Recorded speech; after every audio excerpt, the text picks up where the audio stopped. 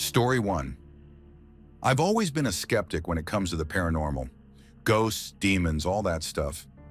I figured it was just stories people told around campfires or creepypasta online. But then, about a year ago, something happened that shook me to my core. Something I still can't explain. It was a Friday night and my best friend Jenna was over at my place. We were just hanging out, drinking wine and venting about our week like we always did. But then somehow, the conversation took a turn. I don't even remember what started it, but suddenly we were arguing.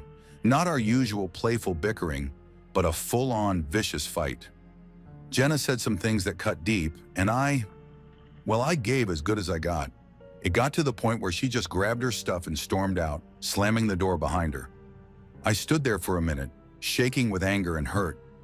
Part of me wanted to run after her, to try and smooth things over, but my pride wouldn't let me. So I just poured myself another glass of wine and flopped down on the couch, stewing.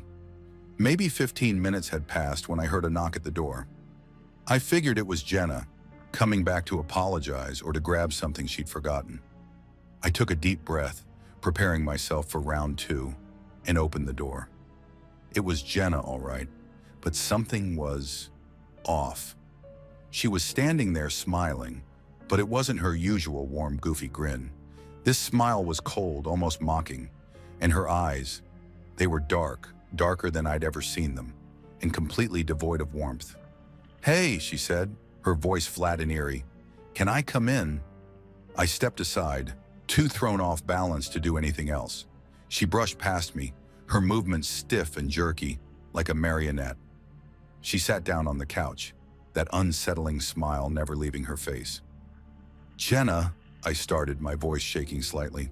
"About earlier, I'm sorry. I didn't mean—" "Oh, that," she cut me off, waving a dismissive hand. "Don't worry about that. It doesn't matter anymore." I frowned, a chill running down my spine. This wasn't like Jenna at all. She was never one to just brush off an argument, especially not one as heated as ours had been. "Are you okay?" I asked, sitting down beside her hesitantly.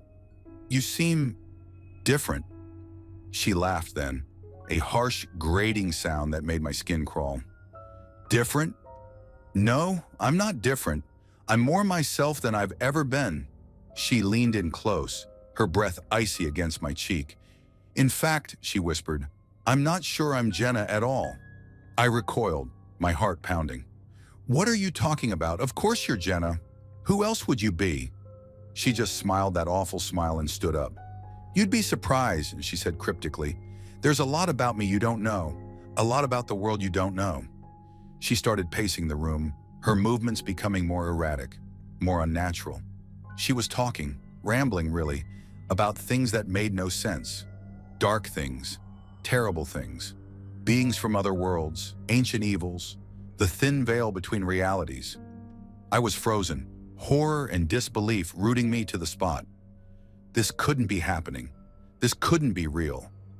But the malevolence radiating off of her, the sheer wrongness of her presence, it was undeniable. Finally, after what felt like hours but could only have been minutes, she stopped. She turned to me, her eyes black and fathomless. "I have to go now," she said, her voice a guttural rasp. "But I'll be back. And next time, you'll come with me." With that, she was gone, the door slamming shut behind her with a finality that made my knees give out. I don't know how long I sat there, trembling, trying to process what had just happened. It wasn't until my phone buzzed with a text that I snapped out of it.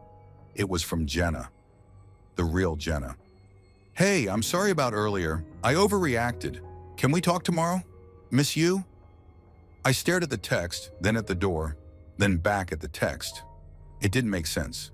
None of it made sense. But I knew, with a certainty that chilled me to my bones, that whatever had been in my living room that night, it hadn't been my best friend. It had been something else, something dark and ancient and terribly, terribly wrong. And it knew me. It wanted me. I haven't seen it again, not yet, but I know it's out there, waiting. And I know, deep in my soul, that it'll be back, because it promised, and somehow I know it always keeps its promises. Story 2, I was never a believer in the paranormal. Ghosts, spirits, demons. All that stuff seemed like pure fiction to me. But after what happened last summer, I'm not so sure anymore. I can't explain it, and I still struggle to believe it myself, but I know what I experienced. It's burned into my memory. It started when my wife and I moved into our first house together. We were thrilled to finally own a place, even if it was a bit of a fixer-upper. The previous owners had passed away and their kids just wanted to offload the property quickly. We got a great deal. The first few weeks were uneventful as we settled in and started tackling renovation projects. But then strange things began happening. At first, it was just little things. Items mysteriously moving around the house, doors closing on their own, the occasional unexplained noise. We brushed it off as old house quirks. Then one night, I woke up around 3 a.m. to use the bathroom. As I walked down the dark hallway, I suddenly felt an intense cold spot. The air around me dropped what felt like 20 degrees in an instant. The hairs on my arms stood up. I hurried to the bathroom, telling myself it was just a draft. But when I came out, I froze. There at the end of the hallway was a dark, shadowy figure. It was human-shaped, but seemed to be made of swirling black mist. I blinked hard, sure I was seeing things. But when I opened my eyes, it was still there. I stood paralyzed for what felt like an eternity, heart pounding. Then suddenly the figure rushed toward me. I felt an icy blast of air as it passed right through me. I sprinted back to the bedroom and dove under the covers, shaking uncontrollably. I didn't tell my wife. I convinced myself it was just a vivid dream or my eyes playing tricks on me in the dark. But deep down, I knew what I saw was real. A few nights later, my wife and I were watching TV when we heard a loud crash from upstairs. We ran up to investigate and found a heavy mirror had fallen off the wall in the guest room. But here's the weird part. It had fallen away from the wall, like it had been pushed. We were both unsettled but still trying to rationalize it. Maybe the nail had come loose. But as we stood there discussing it, the room suddenly went ice cold. We could see our breath. Then the light bulb in the bedside lamp exploded, showering the room with glass. We bolted downstairs, freaked out but still in denial. That's when things escalated quickly. As we huddled on the couch trying to calm down, a blood-curdling scream echoed through the house. It sounded like it was coming from everywhere at once. Then objects started flying across the room. Books, vases, pictures, frames. It was like a poltergeist scene from a movie, except this was terrifyingly real. We ran outside in our pajamas and spent the night in the car. The next day, we called in a psychic medium, desperate for answers. As soon as she entered the house, she went pale. She said she sensed multiple spirits, the elderly couple who'd owned the house before, but also a dark, angry presence. Apparently, decades ago, a murder had occurred in the house. A man had killed his entire family before taking his own life. His spirit was trapped there, full of rage and unable to move on. The medium tried to cleanse the house, but it only seemed to anger the spirit more. That night was the worst yet. We heard heavy footsteps pacing upstairs when we were the only ones home. Doors slammed violently. At one point, we both clearly heard a deep, guttural voice whisper, "Get out!" right next to our ears. The final straw came when my wife woke up with deep scratch marks down her back. 3 parallel lines like claw marks. We moved out that same day, leaving most of our belongings behind. We stayed with family while trying to figure out what to do. We ended up selling the house at a huge loss, fully disclosing the issues to the new owners. I still feel guilty about that sometimes, but we just couldn't stay there another night. It's been almost a year now, and we're settled into a new place, but I still have nightmares about that house. Sometimes I wake up in a cold sweat, feeling like something is watching me from the shadows. I don't know how to explain what happened to us. I've read up on all the scientific explanations for hauntings, infrasound, carbon monoxide, mental illness. But none of it fits what we experienced. All I know is that there are things in this world beyond our understanding. Things that lurk in the darkness, just out of sight. And sometimes, if you're unlucky, those things find you. I just hope they never find us again. Story 3, I've always been a skeptic when it comes to the paranormal. Ghosts, spirits, alternate realities. I chalked it all up to overactive imaginations or easily explainable phenomena. But something happened to me last month that I still can't wrap my head around.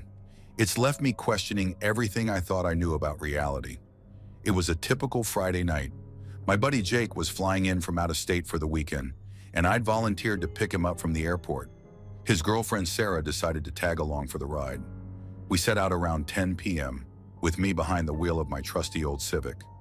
The airport was about an hour away, and I decided to take a shortcut through some back roads to avoid the late-night traffic on the highway. Sarah pulled up the route on her phone, and we set off into the night. At first, everything was normal. We chatted and laughed as we drove down dark, winding roads lined with thick forest on either side. But about 30 minutes in, things started to get weird. We came up alongside a freight train that seemed to be moving at exactly the same speed as us. It was massive, stretching as far as we could see in both directions. The train completely blocked our view to the right, creating an eerie tunnel effect with the trees on our left. "This is kind of creepy," Sarah said, peering out the window at the endless line of train cars. I nodded in agreement. "Yeah, it's like something out of a horror movie." We drove like that for what felt like ages, the train matching our every acceleration and deceleration. I started to feel a bit uneasy, like we were trapped in some bizarre parallel world where this train would go on forever. Just as that thought crossed my mind, we came upon a sprawling train yard on our left. It was exactly what you'd picture in your mind if someone said creepy abandoned train yard. Rusty old locomotives, skeletal remains of passenger cars, weeds growing up through the tracks, the whole 9 yards. "Okay, now this is seriously freaky," I said, slowing down a bit to take it all in. Sarah leaned forward in her seat, eyes wide. "I've got goosebumps. This place looks like it hasn't been used in decades." We drove alongside that train yard for what must have been at least 10 minutes, maybe more. The whole time that freight train kept pace with us on the right. It was like being sandwiched between 2 slices of surreal horror movie bread. Finally, after what felt like an eternity, we emerged back into civilization. Streetlights, houses, other cars on the road. I'd never been so happy to see signs of normal life. We picked up Jake from the airport without incident, regaling him with tales of our spooky drive on the way back. He seemed skeptical but intrigued. "You guys have to show me this place," he said. "It sounds insane." Sarah and I exchanged excited glances. We were both eager to prove we weren't crazy, to have a third witness to this bizarre stretch of road. So on the drive back, we took the exact same route. I even double-checked the GPS to make sure. We chatted animatedly as we approached the area where we'd seen the train in the yard, but it never came. We drove and drove, watching eagerly for any sign of tracks or trains. But there was nothing, just the same dark, tree-lined road we'd been on all night. "Are you sure it was this way?" Jake asked from the back seat. "Positive," I said, my knuckles white on the steering wheel. "Sarah, back me up here." She was frantically scrolling through her phone. "I don't understand. It should be right here. We drove alongside it for miles." But there was no train yard, no tracks, no sign that any train had ever passed through this area. The drive home took significantly less time than the drive to the airport had. We spent the rest of the weekend trying to make sense of what had happened. We scoured maps, searched online for any record of an abandoned train yard in the area. Nothing. It's been a month now, and I still don't have any answers. Sarah and I have driven that route several more times, always hoping to find some trace of what we saw that night. But it's never there. I've racked my brain trying to come up with a logical explanation. Were we both hallucinating? Did we somehow take a wrong turn without realizing it? Was it some kind of shared delusion brought on by fatigue in the late hour? None of those explanations feel satisfying. The experience was too vivid, too prolonged to be a simple trick of the mind. We both remember specific details about the train yard, the patterns of rust on the old engines, the way the moonlight glinted off the overgrown tracks. It felt real in a way that dreams or hallucinations just don't. The only conclusion I can come to, as crazy as it sounds, is that for a brief time that night, Sarah and I slipped into some kind of alternate reality. A place where that endless train and abandoned yard exist, running parallel to our own world, but normally hidden from view. I know how that sounds. Believe me, if someone had told me this story a month ago, I'd have thought they were nuts or pulling my leg. But experiencing it firsthand, it changes you. It makes you question everything you thought you knew about the nature of reality. I still consider myself a skeptic in many ways, but now I'm open to possibilities I never would have entertained before. The idea that our universe might be more complex, more mysterious than we can comprehend. I don't know if we'll ever see that train yard again. Part of me hopes we do, just to prove to ourselves that we're not crazy. But another part of me is terrified of what that might mean, of what other realities might be out there, just waiting to be stumbled upon. All I know is that the next time someone tells me about a paranormal experience, I'll be a lot slower to dismiss it, because sometimes the truth really is stranger than fiction. Story 4, I never believed in ghosts or the supernatural. I mean, sure, I enjoyed a good scary movie now and then, but I always chalked up real-life ghost stories to overactive imaginations or people desperately seeking meaning in random occurrences. That all changed when I moved into the old Victorian house on Maple Street with my sister Sarah and our friend Mike. At first, everything seemed normal. The house was a bit creaky and drafty, but that's to be expected from a place built in the 1890s. We were just excited to have found an affordable rental in such a great neighborhood. But about a month after we moved in, strange things started happening. It began with small, easily dismissible incidents. I'd put my keys on the kitchen counter, only to find them in the living room later. Sarah would swear she left her phone charging in her bedroom, but it would turn up in the bathroom. Mike's favorite coffee mug would vanish from the dish rack, only to reappear in the cupboard a day or two later. We never really talked about these occurrences. I mean, who hasn't misplaced things now and then? We all just assumed we were being forgetful or distracted. But as the weeks went by, the incidents became more frequent and harder to explain away. One day I spent nearly an hour searching for my laptop charger. I distinctly remembered leaving it plugged in next to my desk, but it was nowhere to be found.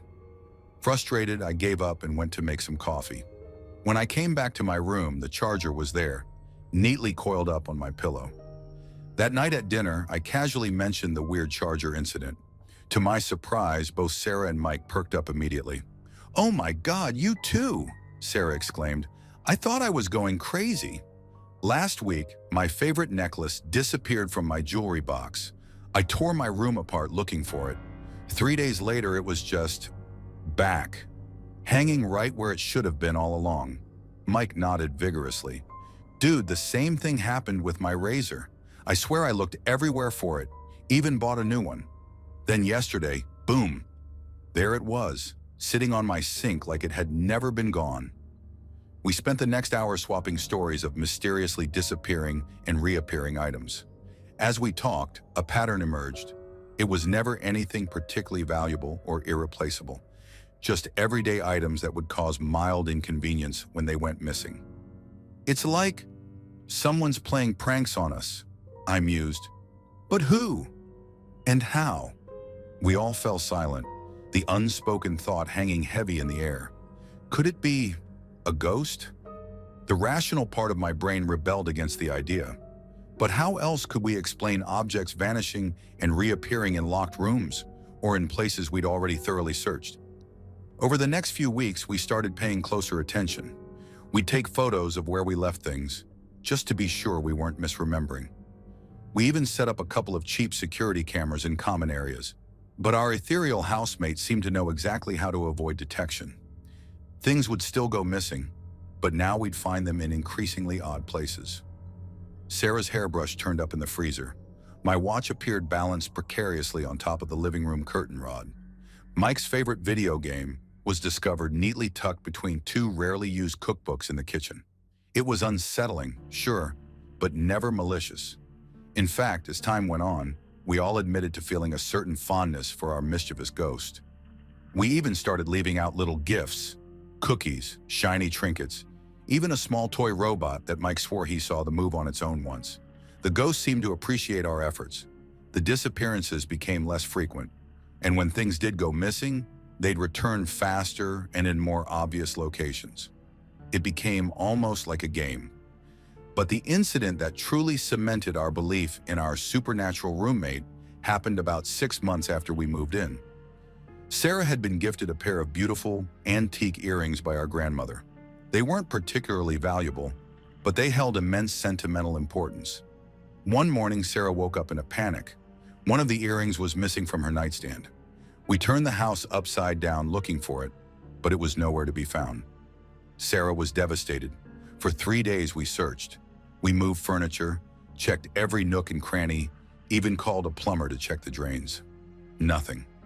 Sarah had resigned herself to the loss, though she was puzzled that our usually playful ghost would take something so precious. On the 4th day, I woke up early to get ready for work. As I walked down the hallway, something caught my eye. There in the middle of the floor at the junction where our 3-bedroom doors met was Sarah's missing earring. It was perfectly placed, gleaming in the early morning light as if it had been carefully polished. I called for Sarah and Mike. We all stood there, staring at the earring in disbelief. There was no way any of us could have missed it there. We'd walked that hallway countless times during our search. I think it's apologizing, Sarah said softly, picking up the earring. It must have realized how important this was to me. From that day on, our relationship with the house ghost changed. The disappearances stopped almost entirely. Instead, we'd occasionally find small gifts. A pretty rock on the windowsill, a perfectly preserved leaf on the coffee table, or our favorite snacks rearranged into smiley faces in the pantry. We lived in that house for 2 more years before life took us in different directions. On our last day there, we left a thank you note for our invisible housemate, along with a plate of cookies and a small silver bell. As we did our final walkthrough, the bell chimed softly. We all froze, looking at each other with wide eyes. There was no breeze, no open windows, just the gentle, clear tone of the bell bidding us farewell. I still can't explain what happened in that house. Maybe it was an elaborate series of coincidences, or some kind of shared delusion. But deep down, I know what I experienced was real. That house taught me that there's more to this world than what we can see or touch. And sometimes, if you're lucky, you might just make a friend from the other side. Story 5, I've always considered myself a rational person. Growing up in Bhubaneswar, India, I was exposed to a lot of spiritual and supernatural beliefs, but I never really bought into them. Science was my religion, and I prided myself on being able to explain away most so-called paranormal phenomena. But something happened during my grandmother's funeral rites that shook my skepticism to its core, and I still can't explain it to this day. It was a somber time for our family. My grandmother had passed away after a long illness, and despite expecting it, we were all devastated. Being a traditional Hindu family, we had a series of intricate rituals to perform for her passing.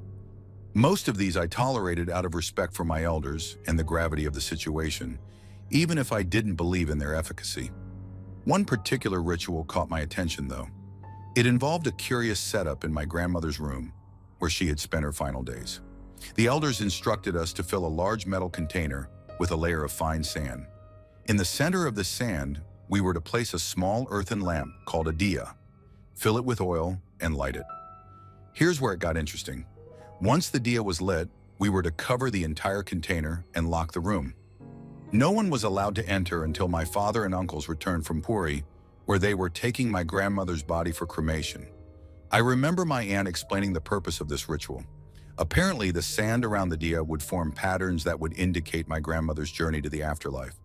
She recounted how when my grandfather passed years ago, they found a ladder-like pattern in the sand, which was interpreted as his ascent to heaven.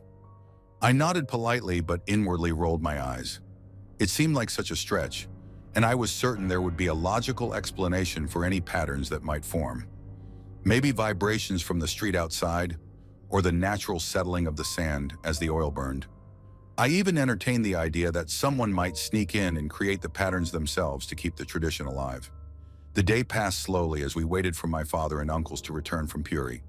It's about a 60-kilometer journey, and with all the rituals they had to perform there, it took most of the day.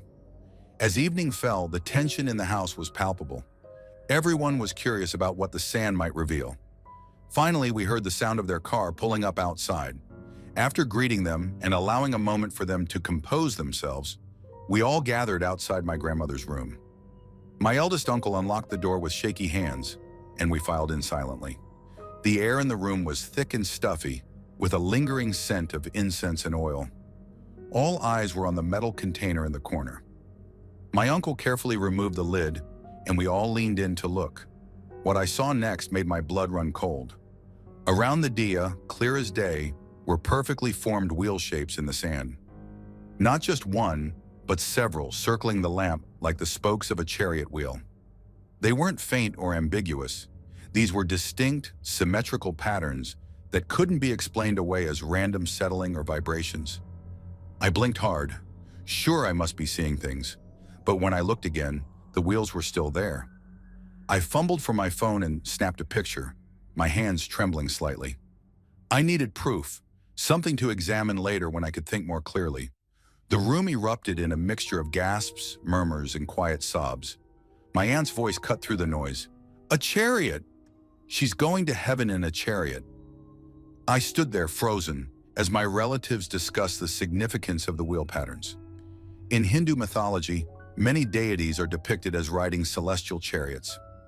The idea that my grandmother was being carried to the afterlife in such a divine vehicle seemed to bring comfort to everyone. Everyone except me, that is. I couldn't shake the feeling of unease that had settled over me. How was this possible? I ran through every scientific explanation I could think of, but none of them adequately explained the precision and symmetry of these patterns. Over the next few days, as the funeral rites continued, I found myself constantly returning to the image I had captured on my phone. I showed it to a few friends, some as skeptical as I had been, and watched their expressions change from disbelief to confusion to awe. I even went so far as to try recreating the conditions. I got a similar container, filled it with sand, and left a burning dia in it overnight. But no matter how many times I tried, I couldn't replicate those wheel patterns. The sand would settle, sure, but never in such a deliberate, meaningful way. It's been years since that day, and I still don't have an explanation. I've researched similar phenomena, consulted with physicists and geologists, but no one can offer a satisfactory explanation. The image remains on my phone, a constant reminder of the day my worldview was fundamentally shaken. I'm not saying I suddenly believe in all things supernatural, but this experience has taught me to be more open-minded, to accept that there might be aspects of our world that we simply don't understand yet. It's humbling in a way to realize that despite all our scientific advancements, there are still mysteries out there. Sometimes late at night, I find myself staring at that photo, tracing the wheel patterns with my eyes. And I wonder, was it really just sand and oil and physics? Or was it something more? Was it my grandmother's final message to us, a reassurance that she was at peace? I don't know if I'll ever have the answers, but I do know that this experience has changed me. It's made me more curious, more willing to listen to others' experiences without immediate judgment. And sometimes when I remember my grandmother, I picture her not as she was in her final days, but riding a grand chariot across the stars, finally free and at peace. Thanks for watching. Don't leave before leaving a like to this video. Also hit the subscribe button to support my work. And as always, have a horrific nightmare, my dear.